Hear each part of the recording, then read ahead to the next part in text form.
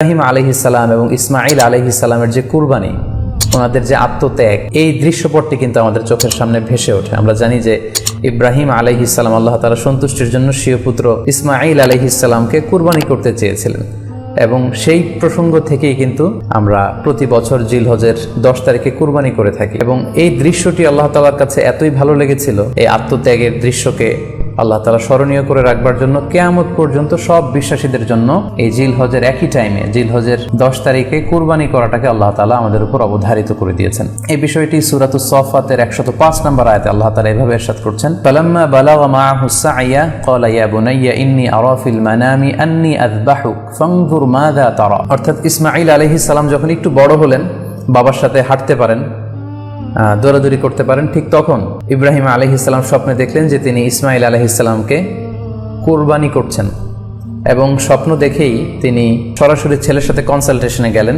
পরামর্শ করলেন যে বাবা, আমি তো স্বপ্নে দেখেছি যে আমি তোমাকে কুরবানি করছি, ফানজুর মাযা তারা, what do you think about it, what's your opinion about it, তোমার মতামত কি সেটা তুমি আমাকে বলো। তখন সাইয়েদনা ইসমাঈল আলাইহিস সালাম অত্যন্ত সাহসিকতার সাথে বলিষ্ঠ একটি জবাব দিয়েছিলেন, সেটাও আল্লাহ তাআলা কোরআনে সরাসরি কোট করেছেন। তিনি বলেছিলেন, ক্বালা ইয়া আবাতি ফাআল মা তু'মার সাতাজিদুনি ইনশাআল্লাহু মিনাস সাবিরিন। অর্থাৎ, হে আমার সম্মানিত পিতা, আপনি যেমনটি স্বপ্নে দেখেছেন, আল্লাহ তাআলা আপনাকে যেমন আদেশ করেছে আপনি ঠিক তেমনটিই করুন, আপনি ভয় পাবেন না, ইনশাআল্লাহ আপনি আমাকে ধৈর্যশীলদের অন্তর্ভুক্ত পাবেন। একটু কি কল্পনা করা যায় যে সাইয়েদনা ইসমাঈল আলাইহিস সালাম ছোট্ট শিশু, তিনি যখন শুনলেন যে বাবা তাকে কুরবানি করবে, জবাই করবে, তার প্রত্যুত্তরে তিনি বলেছিলেন, বাবা, আমি ভয় পাচ্ছি না, আমি আপনাকে নিয়ে চিন্তিত, আপনি ভয় পাবেন না, বরং আপনি যা আদিষ্ট হয়েছেন আপনি তাই করেন। কারণ নবীরা যখন স্বপ্নে কিছু দেখে, সেটা সাধারণ মানুষের মতো স্বপ্ন নয়, সেটা ওহী, সেটা আল্লাহর পক্ষ থেকে আদেশ। তো আপনি আমাকে ধৈর্যশীল পাবেন, আপনি ভয় পাবেন না। সাইয়েদনা ইব্রাহিম আলাইহিস সালাম ইসমাঈল আলাইহিস সালামকে কুরবানি করতে শুরু করলেন, জবাই করতে শুরু করলেন। আল্লাহ তাআলার কাছে এই দৃশ্যটি এত ভালো লাগলো, আল্লাহ তাআলা সাইয়েদনা জিবরাইল আলাইহিস সালামকে দিয়ে জান্নাত থেকে একটি বকরি বা মেষ পাঠিয়ে দিলেন। সাইয়েদনা ইসমাঈল আলাইহিস সালামকে ছুরির নিচ থেকে সরিয়ে ফেলা হলো, আর সেখানে ইসমাঈল আলাইহিস সালামের পরিবর্তে একটি জান্নাত থেকে আনা বকরি বা ছাগলকে সেখানে কুরবানি করা হলো। আল্লাহ তাআলা বললেন, কদ সাদ্দাকতা রুইয়া, ইব্রাহিম, তুমি তো তোমার স্বপ্নকে সত্যায়ন করেছো, বাস্তবে রূপান্তরিত করেছো, তুমি তো এই কঠিন পরীক্ষায় সফলতার সাথে উত্তীর্ণ হয়েছো। সাইয়েদনা ইব্রাহিম আলাইহিস সালাম পরীক্ষায় উত্তীর্ণ হলেন, এবং বাপ বেটার এই দৃশ্যায়নটি আল্লাহ তাআলার কাছে এত ভালো লেগেছে, আরশের উপর থেকে আল্লাহ তাআলা এত পছন্দ করেছেন ওনাদের স্যাক্রিফাইসকে, কুরবানিকে, কিয়ামত পর্যন্ত আমরাও যাতে কুরবানি করি, আল্লাহ তাআলা আমাদের জন্য এটাকে অবধারিত করে দিয়েছেন। সম্মানিত শুধু এখানে আমাদের জন্য সবচেয়ে বড় যে শিক্ষণীয় বিষয়, সেটি হচ্ছে সাইয়েদনা ইব্রাহিম আলাইহিস সালামের ঔরসে যখন ইসমাঈল আলাইহিস সালাম আসে, তখন তাফসীর এসেছে ইব্রাহিম আলাইহিস সালামের বয়স ছিল 86 বছর। Could you imagine that? 86 বছর বয়সে যখন একটা সন্তান আল্লাহ তাআলা ওনাকে দান করলেন, আল্লাহ তাআলা বললেন যে সেই সন্তানকে তুমি জবাই করো। আমরা অনেক দম্পতির কথা জানি, তাদের সন্তান হয় না, 15 বছর, 20 বছর, 25 বছর পর অনেক সময় তাদের সন্তান হয়। সেই সন্তানটাকে তারা কত পছন্দ করে, সেই বাচ্চাটাকে তারা কত আদর করে। তো 86 বছর বয়সে আল্লাহ তাআলা ইসমাঈল আলাইহিস সালামকে দান করেছিলেন। এই আদরের সন্তানটাকে আল্লাহ তাআলা বলেন, তুমি কুরবানি করো। কারণ এই বয়স্ক অবস্থায় যখন ইব্রাহিম আলাইহিস সালাম ইসমাঈল আলাইহিস সালামকে পেয়েছিলেন, তখন তিনি হৃদয়টাকে উজাড় করে দিয়ে নিজের ছেলেটাকে ভালোবাসতে শুরু করলেন, এবং হৃদয়ের ভালোবাসার জায়গাটার মধ্যে যে সিংহাসন, সেই সিংহাসনে তিনি ইসমাঈলকে বসিয়েছিলেন। আল্লাহ তাআলা চেয়েছিলেন যে ইসমাঈলকে সেখান থেকে সরিয়ে ওই ভালোবাসার সিংহাসনের জায়গাটাতে তুমি যেন আল্লাহ তাআলাকে স্থান দাও, এবং সেই পরীক্ষাটাই তিনি বেসিক্যালি সাইয়েদনা ইব্রাহিম আলাইহিস সালামের কাছ থেকে করেছিলেন, এবং সেই পরীক্ষায় সাইয়েদনা ইব্রাহিম আলাইহিস সালাম সফলতার সাথে উত্তীর্ণ হয়েছিলেন।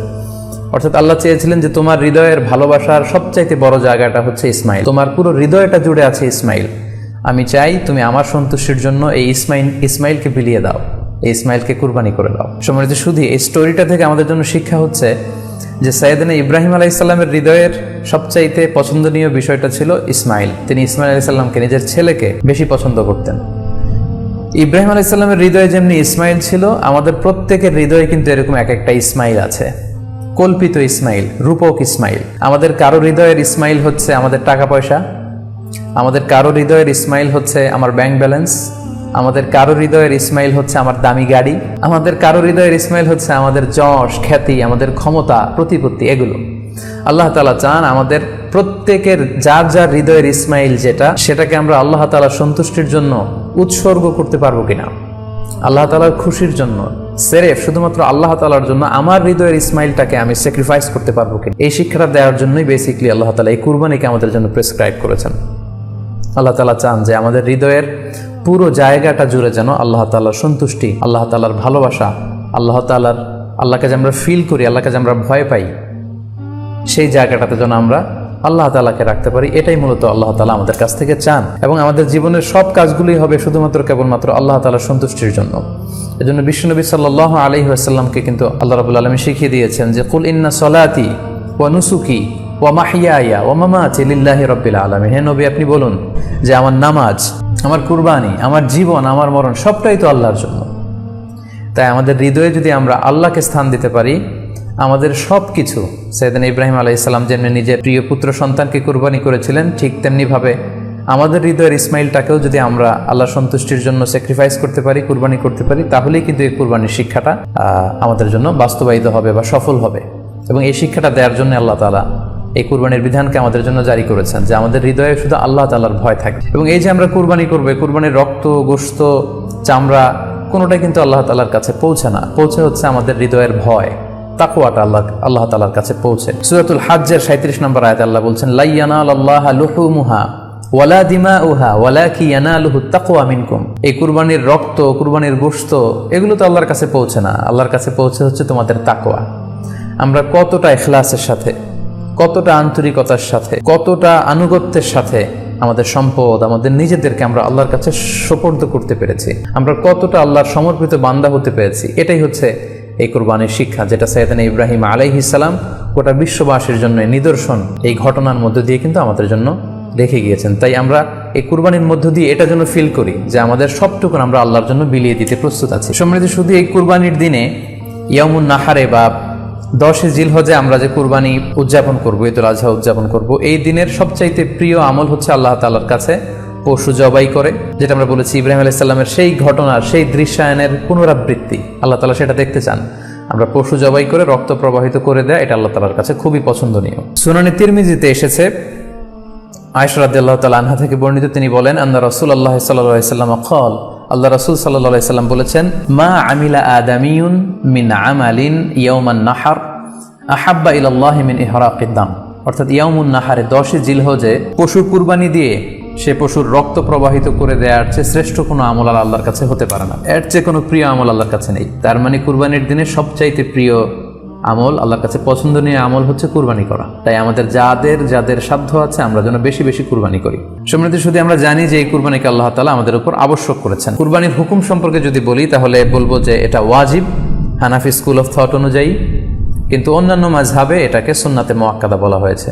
মেজরিটি স্কলাররা, জুমহুরুল ফুকাহা, ইমাম শাফিঈ, আহমদ এবং ইমাম মালিকদের মতে, তাদের মতে এটা হচ্ছে সুন্নাতে মুআক্কাদা। কিন্তু হানাফি মাযহাবে এই কুরবানি করা হচ্ছে ওয়াজিব। যেহেতু আমরা আমাদের বাংলাদেশে বেশিরভাগই হচ্ছে হানাফি মাযহাবের অনুসারী, সো এটা কিন্তু আমাদের জন্য অবধারিত। যাদেরকে আল্লাহ তাআলা সম্পদ দিয়েছেন, টাকা পয়সার মালিক বানিয়েছেন, স্বাবলম্বী করেছেন, আমাদের প্রত্যেকের উপর কিন্তু এই কুরবানি করাটা ওয়াজিব। যেহেতু কুরবানি একেবারে আমাদের সন্নিকটে, সো এই কুরবানি নিয়ে আমাদের মধ্যে অনেক ধরনের প্রশ্ন রয়েছে। খুব বেশি যে প্রশ্নটি করা হয়েছে সেটি হচ্ছে জানতে চাওয়া হয়েছে 7 ভাগে কুরবানি করা যাবে কিনা।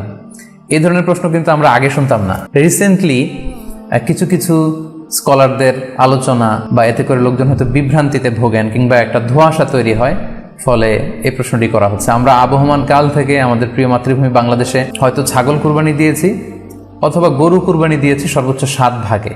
সো এটা আমাদের সবার কাছে জানা ছিল, এ নিয়ে আগে সংশয় ছিল না। ইদানিংকালে অনেকের মধ্যে এই বিষয়ে সংশয় জেগেছে। কেউ কেউ বলে থাকেন যে ভাগে যদি কুরবানি দেওয়া হয় 7 জনে মিলে, গরুতে বা মহিষে বা উটে, এই ভাগে কুরবানি হবে না, এটা অনেকে বলে থাকেন। এই কথাটি আসলে ঠিক নয়।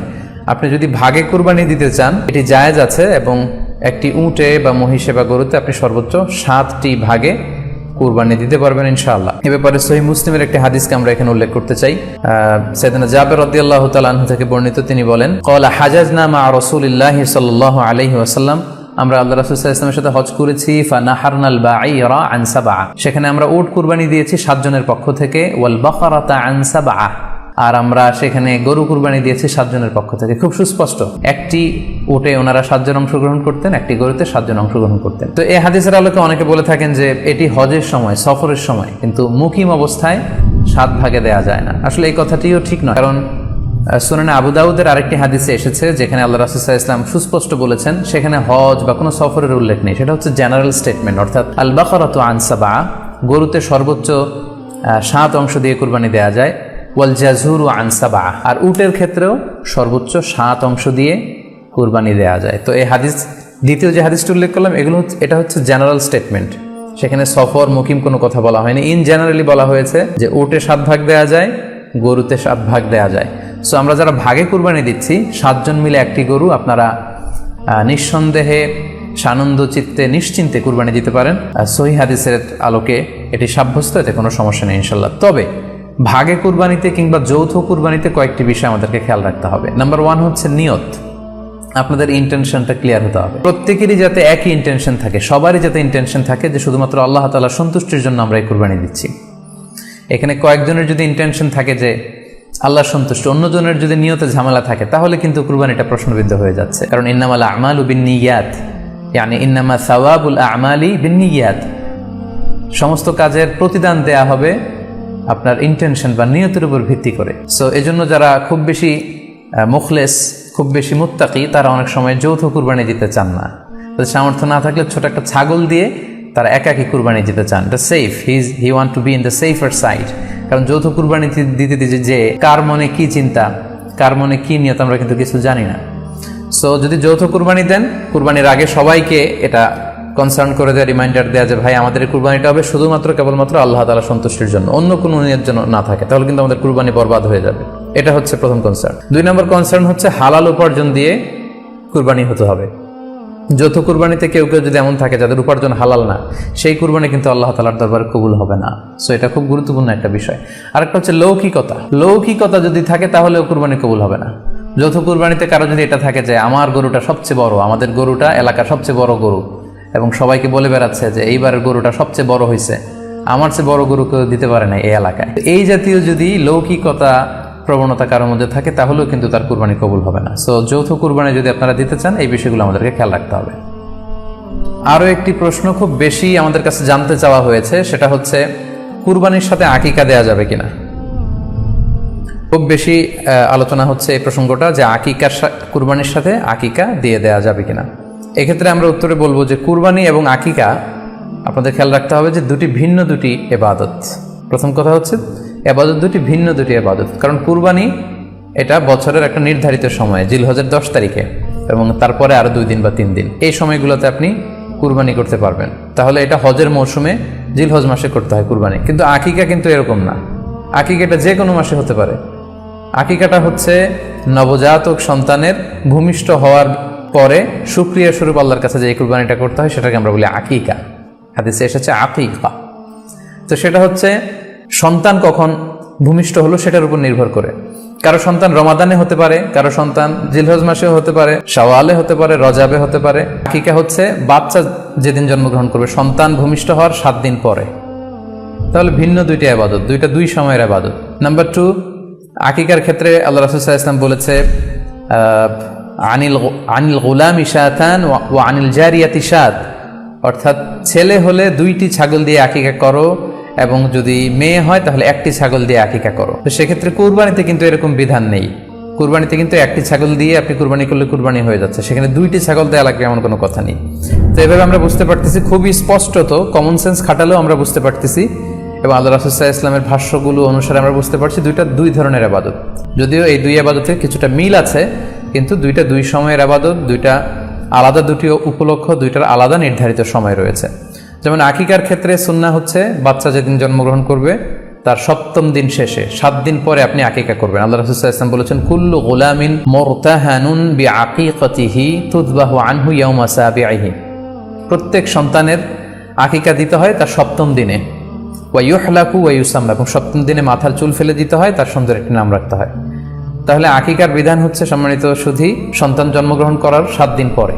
আমরা বুঝতে পারলাম আল্লাহ রাসূল সাল্লাল্লাহু আলাইহি ওয়াসাল্লামের ভাষ্য অনুযায়ী, কথা অনুযায়ী, কওল অনুযায়ী।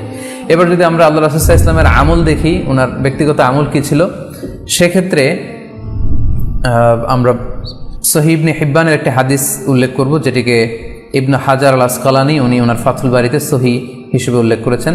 আয়েশা রাদিয়াল্লাহু তাআলা আনহার বর্ণনা, তিনি বলেন যে আক্কা রাসূলুল্লাহ সাল্লাল্লাহু আলাইহি ওয়াসাল্লাম আনিল হাসানি ওয়াল হুসাইনি ইয়াউমা সাবিঈ ওয়া সাম্মাহুমা। আল্লাহ রাসূল সাল্লাল্লাহু আলাইহি ওয়াসাল্লাম নিজে ওনার দৌহিত্র অর্থাৎ ওনার নাতি হাসান এবং হুসাইনের আকিকা নিজে করেছেন সপ্তম দিনে, এবং সপ্তম দিনে তাদের নাম রেখেছেন। একজনের নাম রেখেছেন হাসান আর একজনের নাম হুসাইন। অর্থাৎ হাসান রাদিয়াল্লাহু আগে জন্মগ্রহণ করেছিলেন, ওনার চেয়ে ছোট ছিল হুসাইন, উনি পরে জন্মগ্রহণ করেছেন।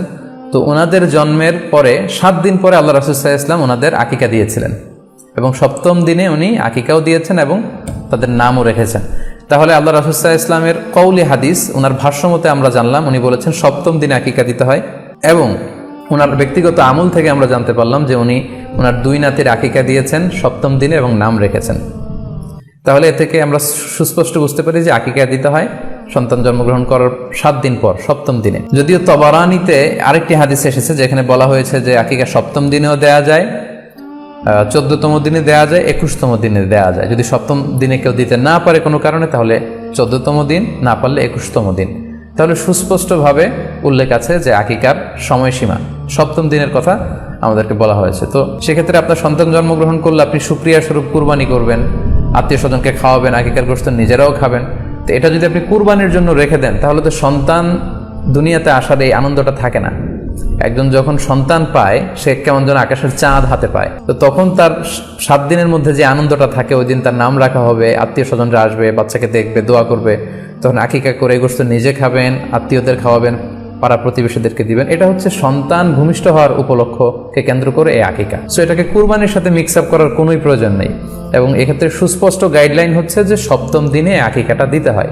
সো আমরা যেন সপ্তম দিনে আকিকাটা দেই। তবে হ্যাঁ, এখন প্রশ্ন হচ্ছে সপ্তম দিনে কেউ দিতে পারেননি, 14তম দিনেও দিতে পারেননি, 21তম দিনেও দিতে পারেননি, হাতে টাকা ছিল না, সামহাও কোনো কারণে মিস করেছেন, তখন আপনি যখন সুযোগ হয় তখন করে দেন। ওই প্রেক্ষাপটে আপনি যদি কুরবানির সময়ও আকিকা দিয়ে দিতে চান, এটা আদায় হয়ে যাবে ইনশাল্লাহ, আশা করা যায় আদায় হয়ে যাবে, এবং এটা জায়েজ আছে। তবে এটা সুন্নাহ নয়। সুন্নাহ হচ্ছে সপ্তম দিনে আকিকা দেওয়া। পাশাপাশি গরু দিয়ে, মহিষ দিয়ে, উট দিয়ে আকিকা দেওয়াও কিন্তু সুন্নাহ নয়। আকিকা দেওয়া সুন্নাহ হচ্ছে ছাগল দিয়ে। সুন্নাহসম্মত হচ্ছে আকিকা সপ্তম দিনে দেয়া এবং ছাগল দিয়ে দেয়া। ছেলের ক্ষেত্রে 2টি ছাগল, মেয়ের ক্ষেত্রে 1টি ছাগল। আশা করি কুরবানির সাথে আকিকার প্রসঙ্গটি আপনাদের কাছে ক্লিয়ার হয়েছে। সম্মানিত শুধু এবার আমরা শুনবো আরও একটি মোস্ট আস্কড কোশ্চেন, কুরবানি না দিয়ে কুরবানির টাকা দান করে দিলে ওই সওয়াব পাওয়া যাবে কিনা। এই প্রশ্নগুলো কিন্তু আমরা আগে শুনতাম না। রিসেন্ট সময়ে গত কয়েক বছর আগে আমরা খেয়াল করেছি যে তারকা জগতের কিছু লোক বা নাটক সিনেমা জগতের কিছু লোক এরকম ঘোষণা দিয়েছে যে আমরা টাকা বন্যার্থ লোকদেরকে দিয়ে দিলাম, আমরা কুরবানি দেব না। ওনাদেরকে আল্লাহ এত টাকা দিয়েছেন, ওনারা বন্যার্থ লোকদেরকেও সহায়তা করতে পারেন, আবার কুরবানিও করতে পারেন। সো একটা দিয়ে আরেকটা হবে না। আপনি যদি টাকা দান করে দেন এটা সাদাকার সওয়াব হবে, কিন্তু কুরবানির সওয়াব কিন্তু আপনি পাবেন না। আল্লাহ রাসূল সাল্লাল্লাহু আলাইহি ওয়াসাল্লাম বলেছেন কুরবানি করলে যেই প্রাণীটার কুরবানি করা হলো ওই প্রাণী তার শিং নিয়ে, তার গায়ের পশম নিয়ে, পায়ের খুরগুলো নিয়ে কিয়ামতের ময়দানে দাঁড়াবে। সো এই সওয়াব থেকে কিন্তু আপনি বঞ্চিত হয়ে গেলেন। তাই এ ব্যাপারে সুস্পষ্ট কথা হচ্ছে আপনি যদি কুরবানির টাকা দান করে দেন, দানের সওয়াব হবে কিন্তু কুরবানির সওয়াব হবে না, এবং কুরবানির এই ওয়াজিব বিধানটিও কিন্তু আদায় হবে না। আপনার উদ্দেশ্য ভালো কিন্তু আপনার পদ্ধতিতে সমস্যা। আপনার উদ্দেশ্য হচ্ছে যে বন্যা দুর্গত মানুষ, সাতক্ষীরাতে বা আশেপাশের জেলাগুলোতে বন্যায় মানুষ না খেয়ে মারা যাচ্ছে, আমি টাকাগুলো দান করে দেই, তাহলে বেশি তারা উপকৃত হবে। আমি বলবো যে আপনার যদি সামর্থ্য থাকে সেক্ষেত্রে আপনি বন্যার্থ লোকদেরকে দানও করেন, পাশাপাশি কুরবানিও করেন, দুইটা দুই জিনিস। অথবা আপনি যদি শুধু কুরবানি করতে চান সেটাও আপনি করতে পারেন। আপনি কুরবানি করবেন, এতে করে কিন্তু আপনি যে দান করতে চান আপনার এই পারপাসটাও কিন্তু সার্ভ হবে। কিন্তু কুরবানির টাকা দান করে দিলে কখনো কুরবানি আদায় হবে না। আপনি যদি কুরবানি করেন এক্ষেত্রেও কিন্তু দরিদ্র জনগোষ্ঠীর বিশাল স্বার্থ এখানে আছে, কারণ বছরের একটা দীর্ঘ সময় ধরে এই সুবিধাবঞ্চিত মানুষগুলো কিন্তু আমিষের অভাবে তারা ভোগে, পুষ্টিহীনতায় ভোগে। তারা এমনও অনেক ফ্যামিলি আছে বছরে শুধু এই কুরবানির সময় এই মৌসুমটাতে তারা কিছু গোশত খেতে পারে। সো তাদের মধ্যে আপনি কুরবানি করে এই গোশত বিতরণ করতে পারেন। সো এই কোভিড-19 পিরিয়ডে আমাদের উচিত বেশি বেশি কুরবানি করা, কুরবানি করে এই অভুক্ত মানুষদের ঘরে ঘরে কুরবানির গোশত পৌঁছে দেয়া। তাহলে আপনি কুরবানির মাধ্যমে কিন্তু এই গোশত বিতরণ করে তাদের সহায়তা করতে পারলেন। পাশাপাশি যারা খামারি আছে, আপনি কুরবানি করলে এই তাই খামারিদের এই ব্যবসা প্রসেসেও কিন্তু আপনি অংশগ্রহণ করলেন। আপনি তাদের ব্যবসাতে আল্লাহ তাআলা সুদকে হারাম করেছেন, ব্যবসাকে হালাল করেছেন, তাহলে ব্যবসার মতো একটা চমৎকার কাজেও আপনি সহায়তা করলেন কুরবানির মধ্য দিয়ে। আরও একটা গুরুত্বপূর্ণ বিষয় হচ্ছে, আমাদের গ্রাম বাংলায় কিন্তু আমাদের অনেক গরিব লোকজন আছে বা মা বোনেরা আছে যারা সারা বছর ব্যাপী ছাগল পালে এই আশায় যে কুরবানির সময় ছাগলটাকে বিক্রি করবে, অথবা গরু পালে। গ্রামগঞ্জে অনেক পরিবার আছে যে বছর শেষে কুরবানির সময় আসলে তারা এটা ভালো দামে বিক্রি করবে এবং সেই টাকা দিয়ে সারা বছর চলবে। সো আপনি যদি কুরবানি করেন তাহলে ওই প্রান্তিক জনগোষ্ঠীকেও কিন্তু সহায়তা করা হলো। পাশাপাশি কুরবানির এই সময়গুলোতে হাজার হাজার কসাইদের একটা জীবিকার ব্যবস্থা হয়। তারা গরু জবাই করে, চামড়া খোলে, গোশত কাটে। তো এই কুরবানির দিনগুলোতে কিন্তু হাজার হাজার কসাইদের হালাল জীবিকার একটা ব্যবস্থা হয়। কসাইরা কিন্তু কোটিপতি হয় না। সো আপনি এই কুরবানির প্রসেসটাকে যদি আরও বেশি প্রমোট করেন তাহলে এই কসাইদেরও কিন্তু একটা রিজিকের ব্যবস্থা হচ্ছে। আরও ইন্টারেস্টিংলি, কুরবানির যে চামড়া, পশুর যে চামড়া, এই চামড়াগুলো কিন্তু ইয়াতিমের হক, গরিবদের হক। সো আপনি কুরবানির চামড়া বিক্রি যদি করে দেন, চামড়া চাইলে আপনি ব্যবহার করতে পারেন, অথবা বিক্রি করলে এটা কিন্তু ইয়াতিমখানাতে, মাদ্রাসাগুলোতে, অভাবী মানুষদেরকে এই দামটা কিন্তু দিয়ে দিতে হয়। ফলে কুরবানির এই চামড়া থেকে কিন্তু মাদ্রাসাগুলো বা ইয়াতিম ছাত্রছাত্রীরা উপকৃত হচ্ছে। তাহলে এখানে অনেক বিষয় জড়িত। যদিও বর্তমান সময়ে চামড়া শিল্প ধ্বংস করার একটা বিশাল পায়তারা চলছে, চামড়ার দাম পড়ে যাচ্ছে। তো আমরা যদি কুরবানি না দিই আমাদের চামড়া শিল্প হুমকির মুখে পড়বে। এবং এই যে হাজার হাজার মাদ্রাসা এবং এতিমখানা আছে যাদের একটা বড় ইনকামের বা আয়ের উৎস হচ্ছে কুরবানির সময় এই চামড়ার টাকা। সো মানে with all this discussion it seems that through sacrifice you can contribute more. আপনি যদি কুরবানি করেন এবং এটা যদি বেশি বেশি করেন তাহলে আপনি যে চাচ্ছেন অসহায় মানুষদেরকে সহায়তা করতে, এটা আরও বেশি বেশি করা হলো। তাদেরকে গোশত বিতরণ করে আপনি সহায়তা করলেন, খামারিদেরকে ব্যবসার ক্ষেত্রে সহযোগিতা করলেন, গ্রামের যে নারীরা ছাগল পাললো, গরু পাললো তাদের সহায়তা করলেন, কসাইদের হালাল জীবিকার জন্য সহযোগিতা করলেন, মাদ্রাসার ইয়াতিম ছাত্রদেরকে আপনি সহায়তা করলেন। সো আমি বলবো যে কখনোই এই ভুল সিদ্ধান্ত নেবেন না যে কুরবানির টাকা আমি দান করে দেবো। না, আপনি কুরবানি করবেন, এতে আপনার কুরবানির ওয়াজিবও আদায় হবে, গরিবদেরকে সহযোগিতাও করা হবে। সেক্ষেত্রে যদি আপনি স্বাস্থ্য ঝুঁকি মনে করেন, সেক্ষেত্রে আপনি সরাসরি হাটে যেতে না চাইলে অনলাইনে গরু ক্রয় করতে পারেন। আরও একটি সহজ পদ্ধতি আছে, সেটা হচ্ছে যারা শহুরে জীবনযাপন করছেন, শহরে আছেন, তারা চাইলে কিন্তু আপনার গ্রামের আত্মীয় স্বজনদের কাছে আপনার টাকা পাঠিয়ে দিয়ে কুরবানি আদায় করতে পারেন। টাকা পাঠিয়ে দিলে তারা আপনার পক্ষ থেকে ছাগল বা গরু কিনে কুরবানি করে তারা গোশত খেয়ে উপকৃত হলো, আশেপাশের গরিব আত্মীয় স্বজনদের মধ্যে বিতরণ করে এই কুরবানির প্রক্রিয়াটা আদায় হলো। এটাও খুব সহজে কিন্তু করা যেতে পারে। আর কুরবানির ক্ষেত্রে প্রতিনিধিত্ব জায়েজ আছে। অন বিহাফ অফ ইউ অন্য কেউ আপনার পক্ষ থেকে কুরবানি করতে পারবে, আপনি টাকা দিয়ে দিলেই হলো। আর যারা হাটে যে নিজে দেখে শুনে গরু ছাগল কিনে এনে নিজে কুরবানি করে সব ব্যবস্থাপনা করতে পারবেন, আয়োজন করতে পারবেন, সেটা সবচাইতে ভালো। সেটা তো নূরুন আলা নূর, এটা নিয়ে কোনো কথা নেই। আশা করি কুরবানির টাকা দিয়ে দিলে কুরবানি আদায় হবে কিনা এই ব্যাপারটিও আপনারা বুঝতে পেরেছেন। এবার আমরা আসি, আরেকটি প্রশ্ন আমাদের কাছে খুব বেশি এসেছে, সেটা হচ্ছে কুরবানির পশু অনলাইনে ক্রয় করা যাবে কিনা। খুবই রেলেভেন্ট একটি কোশ্চেন, যেহেতু এখন অনেকেই হাটে যেতে চাচ্ছেন না, অনলাইনে আমরা অনেক কেনাকাটা করি, ফলে অনলাইনে কুরবানির পশুটা ক্রয় করা যাবে কিনা, এটা হচ্ছে প্রশ্ন। এক্ষেত্রে উত্তর হচ্ছে জি, অন্যান্য জিনিস আপনি যেমনি অনলাইনে ক্রয় করেন সেগুলো যেমনি জায়েজ, অনুরূপভাবে অনলাইনে কুরবানির পশুও ক্রয় করা জায়েজ। বিভিন্ন ডেইরি ফার্ম আছে, অ্যাগ্রো ফার্ম আছে এবং বিভিন্ন গরু ছাগলের খামার আছে। তারা কিন্তু আমি দেখলাম যে তারা গরুর অ্যাড দিচ্ছে, গরুর ভিডিও সেখানে আপলোড করে দিচ্ছে, সেখানে তাদের ক্লায়েন্টরা সেটা দেখে তারা গরু ক্রয় করছে। যে এটা জায়েজ আছে ইনশাল্লাহ। আপনারা যদি স্বাস্থ্য ঝুঁকির কারণে গরুর হাটকে অ্যাভয়েড করতে চান, ওখানে যেতে না চান, আপনারা চাইলে অনলাইনে পশু ক্রয় করতে পারবেন। তবে সেক্ষেত্রে দুটি জিনিস আপনাকে নিশ্চিত হতে হবে, দুইটা জিনিস আপনাকে অনলাইনে পশু ক্রয় করার ক্ষেত্রে নিশ্চিত হতে হবে। প্রথম বিষয় হচ্ছে পশুটা দৈহিকভাবে ত্রুটিমুক্ত কিনা, এটা নিশ্চিত হতে হবে। অর্থাৎ পশুর বিস্তারিত অঙ্গ প্রত্যঙ্গের বর্ণনা আপনার জানা থাকা চাই। পশুটা সুস্থ আছে কিনা, বাহ্যিকভাবে সমস্ত ত্রুটিমুক্ত কিনা, এটা জানতে হবে। 2 নম্বর হচ্ছে পশুর বয়স সম্পর্কে আপনার জানতে হবে, কারণ যে কোনো বয়সের পশু দিয়ে কুরবানি করা যায় না, এটার একটা নির্ধারিত বয়স সীমা দেওয়া আছে শরিয়াতে, সেটা আপনাকে মেনটেন করতে হবে। প্রথম হচ্ছে সালিমাতুন মিনাল উয়ুবি যাহিরা, বাহ্যিক ত্রুটিমুক্ত হওয়া। যে কোনো পশু দিয়ে কিন্তু, অসুস্থ পশু দিয়ে কুরবানি করলে কিন্তু কুরবানি হবে না।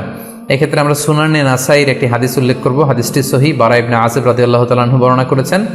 আল্লাহ রাসূল সাল্লাল্লাহু আলাইহি ওয়াসাল্লাম বলেছেন, লা ইয়াজুজু মিনাদ দাহায়া আল আওরাউল বাইয়িনু আওরুহা, এমন পশু দিয়ে কুরবানি হবে না যেই পশুটা সুস্পষ্টভাবে অন্ধ।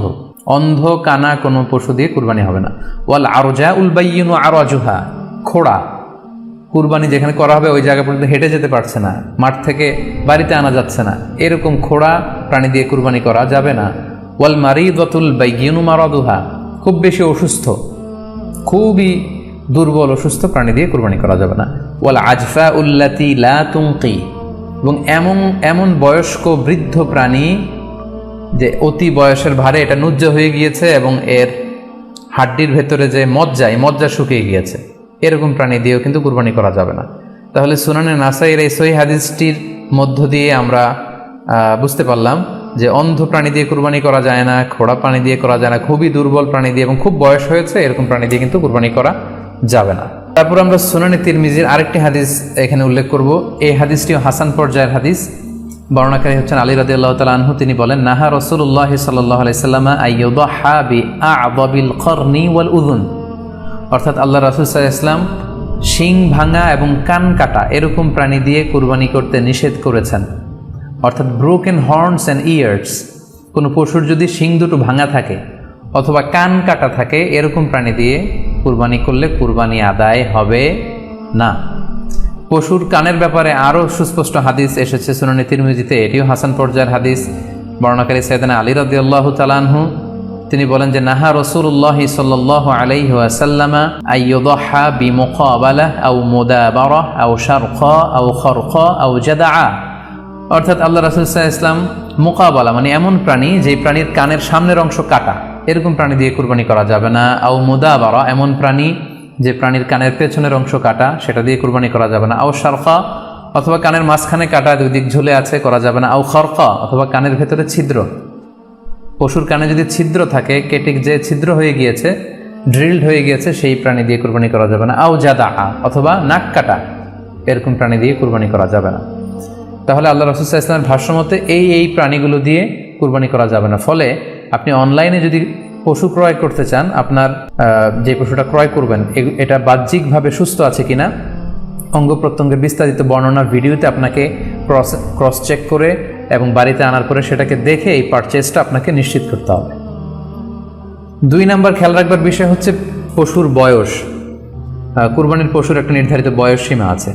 সেক্ষেত্রে উটের জন্য 5 বছর হওয়া লাগবে কমপক্ষে, গরু বা মহিষের ক্ষেত্রে কমপক্ষে 2 বছর হতে হবে এবং ছাগলের ক্ষেত্রে কমপক্ষে 1 বছর হতে হবে। আবার বলছি, উট 5 বছর, গরু 2 বছর এবং ছাগল 1 বছর। তবে মেষ বা ভেড়া, দুম্বা এগুলো যদি 6 মাসের হয়, দেখতে যদি মোটা সোটা হয়, 1 বছরের মতো মনে হয়, তাহলে সেগুলো দিয়েও কুরবানি করা যাবে। সেক্ষেত্রে পশুর যে দাঁত আছে, নিচের পাটের যে পশুর দাঁত, এই দাঁতগুলোর পাশে 2টা ধারালো দাঁত থাকে, এগুলো উঠেছে কিনা এগুলো দেখে দেখে আপনারা পশুর বয়সকে নির্ণয় করতে পারবেন। তাহলে অনলাইনে ক্রয়ের ক্ষেত্রে আমাদের উত্তর হচ্ছে যে অনলাইনে আপনি পশু ক্রয় করতে পারবেন। সেক্ষেত্রে আপনাকে 2টি বিষয় খুব খেয়াল রাখতে হবে। এক হচ্ছে পশুর অঙ্গ প্রত্যঙ্গ ঠিক আছে কিনা, বাহ্যিকভাবে সব ধরনের ত্রুটিমুক্ত কিনা। 2 নম্বর হচ্ছে পশুর বয়স। এই 2টি জিনিস যদি আপনি এনশিওর করেন, আপনি অনলাইনে পশু ক্রয় করে সেটা দিয়ে কুরবানি করলে কুরবানি হয়ে যাবে ইনশাল্লাহ, কোনো সমস্যা নেই। আরও একটি প্রশ্ন আমাদের কাছে খুব বেশি এসেছে, সেটা হচ্ছে কুরবানি কি পুরো পরিবারের পক্ষ থেকে একজন দিতে হবে নাকি সামর্থ্যবান প্রত্যেকের দিতে হবে? আই রিপিট, আমি আবার বলছি, প্রশ্নটি হচ্ছে যে অনেকে এই প্রশ্নটি করেছেন যে পুরো পরিবার থেকে একজন দিলে হয়ে যায় নাকি সামর্থ্যবান প্রত্যেকের দিতে হয়। সম্মানিত দিনী ভাই এবং বোনেরা, এটি একটি মতবিরোধপূর্ণ মাসআলা, অর্থাৎ এই মাসআলার ক্ষেত্রে স্কলারদের মধ্যে মতভেদ পাওয়া যায়। এক্ষেত্রে 2টি মতামত। একদল স্কলার বলেছেন যে এটা পরিবারের পক্ষ থেকে একজন দিলে আদায় হয়ে যাবে। অপর মতামত হচ্ছে যে না, সামর্থ্যবান প্রত্যেকেরই দিতে হবে। আমরা 2টি মতামত নিয়ে আলোচনা করি। প্রথম মত হচ্ছে যে এক পরিবারের পক্ষ থেকে একজনই যথেষ্ট। এই মতামতটিও দলিলের দিক থেকে বেশ শক্তিশালী। সেক্ষেত্রে আমরা মেহনাফ ইবনে সুলাইম রাদিয়াল্লাহু তাআলা আনহুর বর্ণিত একটি হাদিস সুনানে আবু দাউদে এসেছে, হাদিসটি হাসান পর্যায়ের হাদিস। তিনি বলছেন, ওয়া নাহনু উকুফুন মা রাসূলিল্লাহ বিআরাফাতিন, আমরা রাসূল সাল্লাল্লাহু আলাইহি ওয়াসাল্লামের সাথে 9 জিলহজ আরাফার ময়দানে ছিলাম। ক্বালা, তখন আল্লাহ রাসূল সাল্লাল্লাহু আলাইহি ওয়াসাল্লাম আমাদেরকে বলেছেন, ইয়া আইয়ুহান নাস, হে মানব সকল, ইন্না আলা কুল্লি আহলি বাইতিন ফি কুল্লি আমিন উদহিয়া, অর্থাৎ প্রত্যেকটি, আল্লাহ রাসূল সাল্লাল্লাহু আলাইহি ওয়াসাল্লাম বলেছেন, প্রত্যেকটি ফ্যামিলির জন্য প্রতি বছর একটি কুরবানি ওয়াজিব হয়। আমি আবার বলছি, প্রত্যেক ফ্যামিলির জন্য প্রতি বছর কুরবানি দিতে হয় কয়টি? একটি। তাহলে কুরবানি পরিবারের পক্ষ থেকে একটি দিলেই আদায় হয়ে যাবে। সুনানি তিরমিজির আরো একটি হাদিস আমরা এখানে উল্লেখ করতে পারি। এই হাদিসটিও সহিহ। সাইয়েদনা আতা ইবনে ইয়াসার রাদিয়াল্লাহু তাআলা আনহু উনি আবু আইয়ুব আল আনসারী রাদিয়াল্লাহু তাআলা আনহুকে জিজ্ঞেস করেছিলেন যে কাইফা কানাতিল উদহিয়া ফি আহদি রাসূলিল্লাহ, হে আল্লাহর নবীর সাহাবী, আল্লাহ রাসূল সাল্লাল্লাহু আলাইহি ওয়াসাল্লামের জামানাতে কুরবানি কেমন হতো, কিভাবে তারা কুরবানি দিতেন? তো আবু আইয়ুব আল আনসারী রাদিয়াল্লাহু তাআলা আনহু উনি বলেছেন কানা রাজুলু ইউদহি বিশাতি আনহু ওয়া আন আহলিহি, আল্লাহ রাসূল সাল্লাল্লাহু আলাইহি ওয়াসাল্লামের সময়কালে লোকজন একটি ছাগল কুরবানি দিত তার পক্ষ থেকে এবং তার ফ্যামিলির পক্ষ থেকে। আনহু ওয়া আন আহলিহি, তার নিজের পক্ষ থেকে এবং ফ্যামিলির পক্ষ থেকে। অর্থাৎ এই হাদিসগুলোর আলোকে বোঝা যায় যে পুরো পরিবারের পক্ষ থেকে একজন কুরবানি দিয়ে দিলেই আদায় হয়ে যাবে। স্বামীও চাকরি করেন, স্ত্রীও চাকরি করেন, স্বামীরও টাকা আছে, স্ত্রীর টাকা আছে, দুইজনের আলাদা করে দিতে হবে না। স্বামী যদি একটা ছাগল কুরবানি দিয়ে দেয় তাহলে স্ত্রীর পক্ষ থেকে পুরো ফ্যামিলির পক্ষ থেকে কুরবানি আদায় হয়ে যাবে। এই হাদিসগুলোর আলোকে বোঝা গেল। দ্বিতীয় আরেকটি মত আছে, সেই মতটি হচ্ছে প্রত্যেক সামর্থ্যবানের উপর ওয়াজিব। এটি ইমাম আবু হানিফার মত এবং আমাদের বাংলাদেশে এটিরই প্রচলন হয়ে এসেছে। আমরা এই মতামতটিকেই বেশি আমরা শুনে থাকি সব জায়গায়, যে যারাই সামর্থ্যবান প্রত্যেকের আলাদাভাবে দিতে হয়। স্বামী সামর্থ্যবান হলে স্বামীর দিতে হবে, স্ত্রী সামর্থ্যবান হলে স্ত্রীকে দিতে হবে, ছেলেরা হলে ছেলের দিতে হবে। এটা প্রত্যেকের আলাদাভাবে ইন্ডিভিজুয়ালি দিতে হয়। এবং সেক্ষেত্রে ওনারা দলিল দিচ্ছেন সুনান ইবনে মাজার একটি হাদিস, হাদিসটি সহিহ, যেখানে আল্লাহ রাসূল সাল্লাল্লাহু আলাইহি ওয়াসাল্লাম বলেছেন মান কানা লাহু সাআহ, যার সামর্থ্য আছে কিন্তু ওয়ালাম ইউদহি, সামর্থ্য থাকার পরেও সে কুরবানি দেয় না, ফালা ইয়াকরাবান্না মুসাল্লানা, সেজন্য ঈদুল আজহার দিন আমার ঈদগাহে না আসে নামাজ পড়তে। আল্লাহ রাসূল সাল্লাল্লাহু আলাইহি ওয়াসাল্লাম হুঁশিয়ারি বাণী ঘোষণা করেছেন, ধমক দিয়েছেন যে সামর্থ্য থাকার পরেও যে কুরবানি দেয় না সেজন্য আমার ঈদগাহে না আসে। এই হাদিসের আলোকে ওনারা বলেছেন মান কানা লাহু সাআহ, যার সামর্থ্য আছে। ওনারা বলছেন যে এটা ইন জেনারেল, ব্যাপক, যারই সামর্থ্য আছে তাকেই দিতে হবে। সো এখানে বাস্তবতা হচ্ছে দুই পক্ষেরই খুব ভ্যালিড দলিল আছে। আর কোনো মাসালার ক্ষেত্রে যখন মতবিরোধ থাকে, দুই পক্ষেরই দলিল থাকে, সেক্ষেত্রে বাড়াবাড়ি করাটা অনুচিত। বরং এটা হচ্ছে ইসলামের সৌন্দর্য, এখানে প্রশস্ততা রয়েছে। সো যারা মনে করে যে ফ্যামিলির পক্ষ থেকে একজন কুরবানি দিলেই আদায় হয়ে যাবে, তাদেরও দলিল আছে, তাদেরকে সেটা করতে দেওয়া উচিত। তবে আমরা এটাকেই সাজেস্ট করি যে প্রত্যেক সামর্থ্যবানের উপর কুরবানি দেওয়া উচিত। এতে করে যিনি কুরবানি দিবেন উনি সওয়াব পেয়ে উপকৃত হলেন, আবার উনি কুরবানি দেওয়ার কারণে গোশত বিতরণ করলেন, ফলে গরিবরা উপকৃত হলো। সো সামর্থ্যবান প্রত্যেকেরই উচিত বেশি বেশি কুরবানি দেয়া। আশা করি এই মাসালাটাও আপনারা বুঝতে পেরেছেন। এ পর্যায়ে আমরা অল্প কয়েকটি রিমাইন্ডার আপনাদের সাথে শেয়ার করে আজকের আলোচনাটুকু আমরা এখানেই জবনিকা টানবো, এখানে আমরা আলোচনাটি শেষ করবো ইনশাআল্লাহ। প্রথম যে রিমাইন্ডারটি আপনাদের সাথে আমি শেয়ার করতে চাই সেটি হচ্ছে, সম্মানিত সুধী, আমরা অনেকেই বাজার থেকে পশু আনার সময় বা কুরবানি করার সময় পশুর সাথে অনেক বেশি অমানবিক আচরণ করি। এতে করে কিন্তু আপনার কুরবানিটা, পুরো কুরবানির প্রক্রিয়াটাই প্রশ্নবিদ্ধ হয়ে যেতে পারে। তাই আজকের লাইভের মধ্য দিয়ে যারাই আপনারা যুক্ত হয়েছেন, আমি সবাইকে বলছি আমরা যাতে পশুর সাথে মানবিক আচরণ করি, কুরবানির পশুর সাথে এমন কোনো আচরণ যাতে না করি যাতে ওর কষ্ট না হয়, আমরা যেন এটা খেয়াল রাখি।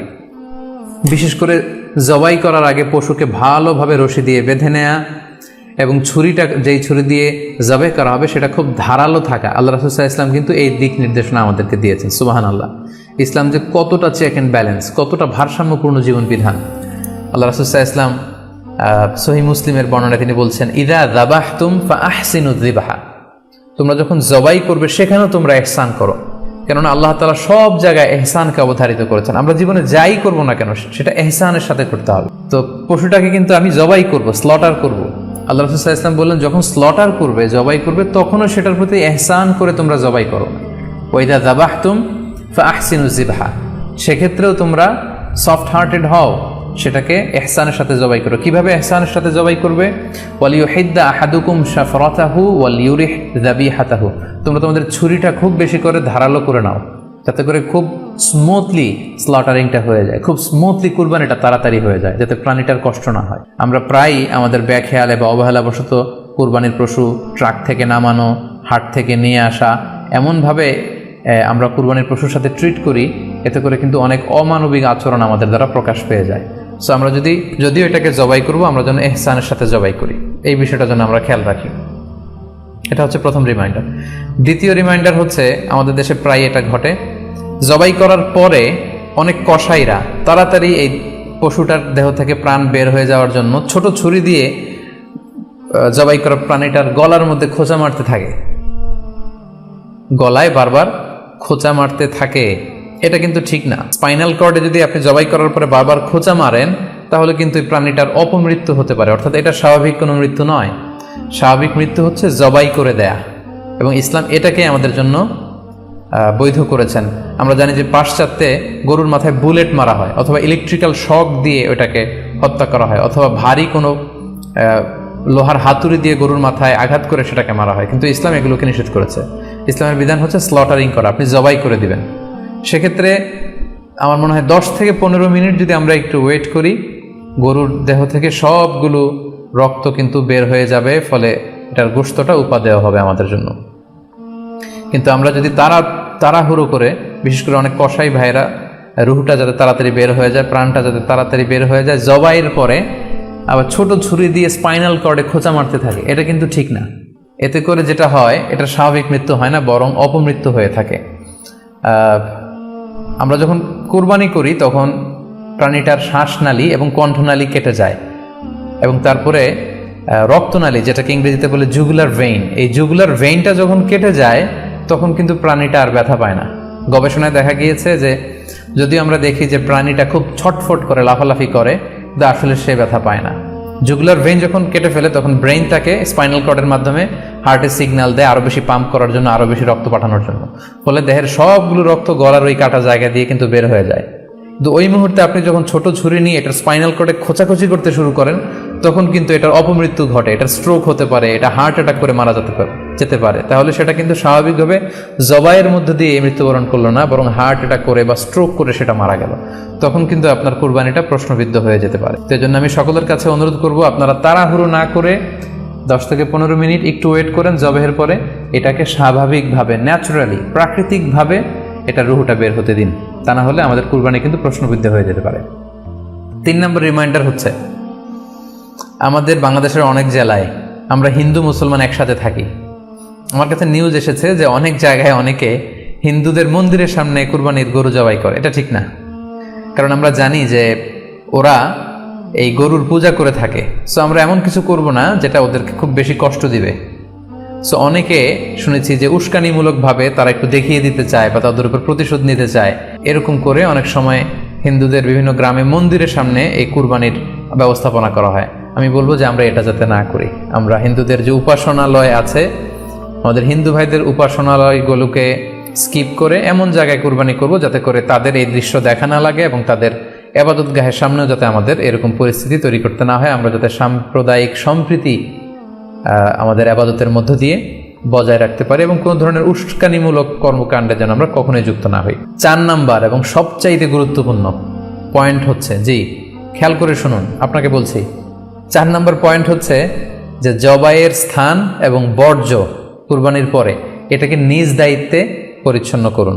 আই রিপিট, আমি আবারও বলছি, যেখানে আপনি কুরবানি করলেন সেটাকে এবং এই যে বর্জ্য ময়লা, এটা নিজ দায়িত্বে আপনি ক্লিন করুন। সিটি কর্পোরেশনের ভাইয়েরা সরকারি তত্ত্বাবধানে সারা বাংলাদেশের এই সব বর্জ্য আসলে পরিষ্কার করা সম্ভব না। জরিপে এসেছে যে 50 লক্ষ গরু জবাই করা হয় প্রত্যেকটা কুরবানির ঈদে। তো সেক্ষেত্রে আমাদেরকে দায়িত্বশীল হতে হবে। কুল্লুকুম রাঈন ওয়া কুল্লুকুম মাসউলুন আন রাইয়াতিহি। আল্লাহ রাসূল সাল্লাল্লাহু আলাইহি ওয়াসাল্লাম বলেছেন, তোমরা প্রত্যেকে দায়িত্বশীল, আর তোমাদের প্রত্যেকের দায়িত্বের ব্যাপারে কিয়ামতের ময়দানে আল্লাহ তাআলা কিন্তু তোমাদেরকে জিজ্ঞেস করবেন। তাই আমরা যেন নিজ দায়িত্বে এই কুরবানির করার স্থান এবং বর্জ্য যেন পরিষ্কার করি। ব্লিচিং পাউডার দিয়ে বেশি করে পানি মেরে আমরা যেন পরিষ্কার পরিচ্ছন্ন রাখি, কারণ আত-তুহুরু শাতরুল ঈমান, পরিষ্কার পরিচ্ছন্নতা এটা হচ্ছে ঈমানের অঙ্গ। এই বিষয়টা জানে আমরা খুব গুরুত্বের সাথে নেই, এবং নিজ নিজ কুরবানি আমরা যেখানে দিলাম সেই জায়গাটা যেন আমরা পরিষ্কার করি। বিশেষ করে বিভিন্ন সংস্থা যারা অনেক অনেক কুরবানি করবেন, ভলান্টিয়ারলি বিভিন্ন কুরবানি করে কুরবানির গোশত বিতরণ করবেন, আপনারা এরকম ভলান্টিয়ারলি ক্লিনলিনেস ক্যাম্পেইন করতে হবে, যাতে কোনো ধরনের রক্ত, ময়লা, বর্জ্য, আবর্জনা না থাকে। এই ব্যাপারটাকে যেন আমরা খেয়াল রাখি। সর্বশেষ হচ্ছে, অনেকে জিজ্ঞেস করেন যে ফ্রিজে রাখা যাবে কিনা। জি, কুরবানির গোশত ফ্রিজে রাখা যাবে। ইবনে আব্বাস রাদিয়াল্লাহু তাআলা আনহুর মত অনুযায়ী 3 ভাগ করা উত্তম, তবে এটা আবশ্যক নয়। আপনি 1 ভাগ নিজে খাবেন, 1 ভাগ আত্মীয় স্বজন প্রতিবেশীদের দিবেন, আরেক ভাগ গরিব দুঃখীদের মাঝে বন্টন করে দিবেন, এটা উত্তম, কিন্তু এটা আবশ্যক নয়। পুরো গোশত যদি আপনার লেগে যায় আপনি ভোগ করতে পারেন, আর যদি আপনার কাছে অতিরিক্ত গোশত থাকে এটা আপনি আত্মীয়দের দান করুন, গরিব আত্মীয়দের আপনি উপহার দিন, গরিব মিসকিনদের, সুবিধা বঞ্চিত মানুষদেরকে আপনি এগুলো দান করুন। সূরাতুল হাজ্জের 28 নম্বর আয়াতে আল্লাহ তাআলা বলেছেন, ফাকুলু মিনহা ওয়া আত'ইমুল বাঈসাল ফাকির, তোমরা কুরবানির এই গোশত নিজেরাও খাও এবং অভাবী লোকদেরকে দাও। এবং সহিহ বুখারীতে আল্লাহ রাসূল সাল্লাল্লাহু আলাইহি ওয়াসাল্লামের একটি বর্ণনা, আল্লাহ রাসূল সাল্লাল্লাহু আলাইহি ওয়াসাল্লাম বলেছেন, কুলু ওয়া আত'ইমু ওয়াদ্দাখিরু, অর্থাৎ কুরবানির গোশত তোমরা খাও, ওয়া আত'ইমু মানে অন্যদের খাওয়াও, ওয়াদ্দাখিরু এবং তোমরা এটাকে প্রিজার্ভ করে রাখো বা জমা করেও রাখতে পারো। অর্থাৎ আপনি চাইলে ফ্রিজে রাখতে পারবেন, আপনি পরবর্তীতে খেতে চাচ্ছেন আপনি রাখতে পারবেন ইনশাআল্লাহ। সো উত্তম হচ্ছে 3 ভাগ করে, 1 ভাগ নিজে খাওয়া, 1 ভাগ আত্মীয় স্বজনদের, প্রতিবেশীদের দেয়া এবং 1 ভাগ অভাবী, সুবিধা বঞ্চিত, গরিব মিসকিনদের মাঝে বন্টন করে দেয়া। এবং অবশ্যই অবশ্যই যাদের সামর্থ্য আছে আপনারা বেশি বেশি কুরবানি করুন, এবং এই কুরবানির মধ্য দিয়ে আমরা অনেক অনেক প্রান্তিক জনগোষ্ঠী, সুবিধা বঞ্চিত মানুষ, তাদের কাছে আমাদের সহায়তাগুলো পৌঁছে দিতে পারবো। সম্মানিত সুধী, আপনাদের সবাইকে আবারও শুকরিয়া জানাই, আপনাদের সবাইকে আবারও আন্তরিক শুভেচ্ছা এবং অভিনন্দন। আমরা কামনা করি যে আল্লাহ তাআলার কাছে আমরা ফরিয়াদ করি জিলহজ মাসের প্রথম 10 দিনের যে বারাকা, রাহমা, আমরা যেন নফল ইবাদত করে করে বেশি বেশি তাকবীর তাহলিল দিয়ে এই দিনগুলো যেন মুখরিত রাখতে পারি, বেশি বেশি নফল ইবাদত করতে পারি, নফল রোজা রাখতে পারি। বিশেষ করে অবশ্যই আরাফার দিনের রোজা যাতে আমরা মিস না করি। গোটা মুসলিম উম্মার জন্য আমরা দোয়া করি যে এই ঈদুল আজহার উৎসব যাতে আমরা ভাব গাম্ভীর্যের সাথে ইবাদতের মধ্য দিয়ে, আনন্দ উৎসবের মধ্য দিয়ে পালন করতে পারি। আপনাদের সবার জন্য আমি দোয়া করছি, আমি নিজেও আপনাদের সবার কাছে দোয়া চাই। আল্লাহ তাআলা আপনাদের সবাইকে ভালো রাখুক, সুস্থ রাখুক, ঈমানের সাথে রাখুক। আপনারা শেয়ার করবেন বলে আশা করছি। সুবহানাকাল্লাহুম্মা ওয়া বিহামদিকা আশহাদু আল্লা ইলাহা ইল্লা আনতা আস্তাগফিরুকা ওয়া আতুবু ইলাইক। ওয়াসসালামু আলাইকুম ওয়া রাহমাতুল্লাহি ওয়া বারাকাতুহু।